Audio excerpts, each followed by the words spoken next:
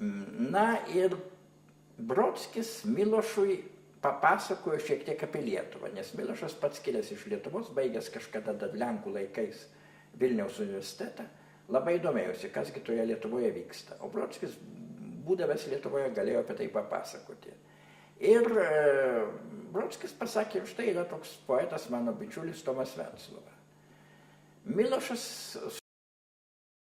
rado mano knygelę, tuomet jau buvo išleista mano maža eilėraščių knygelė Vilniuje, ir vieną eilėraštį išvertė.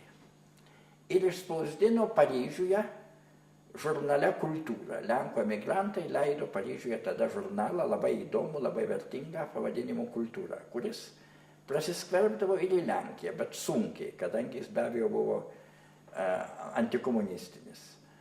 Na ir staiga man iš Lenkijos vienas pažįstamas rašo: sveikinu, skaičiau tavo eilėraštį, kurį išvertė didis poetas. Aš atrašiau iš karto, aš turbūt atspėjau, kas tas didis poetas, bet mane domina, kur tas eilėraštis išspausdintas. Ir aš toliau rašau, įtariu, kad viename kultūringame mieste. Tai čia tokia užuomina, Paryžius miestas kultūringas, kadangi jame leidžiama žurnalas Kultūra.